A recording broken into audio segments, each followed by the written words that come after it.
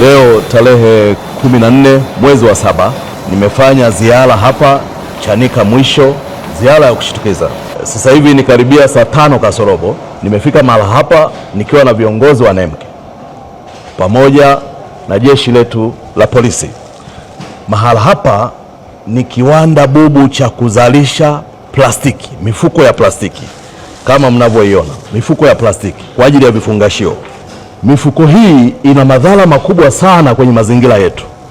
Plastiki hii mnayoiona, ili iharibike ukiitupa, ukishaitumia ukaitupa, inachukua zaidi ya miaka 500, kuanzia miaka 350 mpaka 500 hii kuharibika ikawa udongo.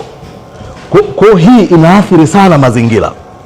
Mwaka 2018 2019 tulipiga marufuku na tukatunga sheria, kanuni kutoka kwenye sheria yetu ya mazingira sura 191 kifungu kile cha 230 2F, tukakitungia kanuni, tukaweka katazo.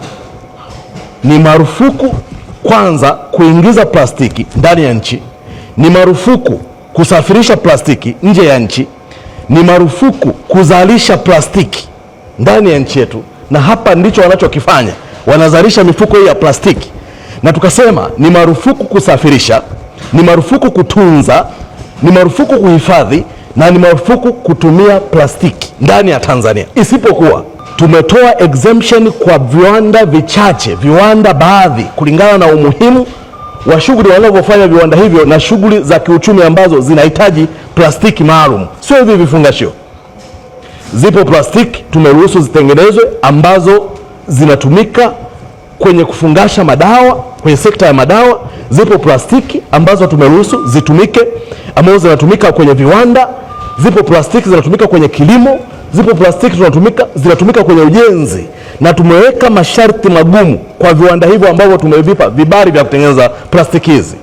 Kiwanda hiki kwanza hakijasajiliwa, ni kiwanda bubu na kinavunja sheria hiyo ambayo tumeiweka kwa ajili ya kuyalinda mazingira yetu. Naomba kutoa maelekezo yafuatayo. NEMC, afisa wa NEMC huko hapa? Kuanzia sasa mshirikiane na jeshi letu la polisi. Mahala hapa kwanza pawe chini ya ulinzi, kwa maana vitu vyote hivi, kwa maana ya stock yote iliyozalishwa hapa, muihesabu vizuri, mpitie taratibu zenu zote za confiscate haya mambo. Hesabu vizuri, vidhibiti vyote vichukuliwe na mkavihifadhi kama ambavyo utaratibu mnavyotumia.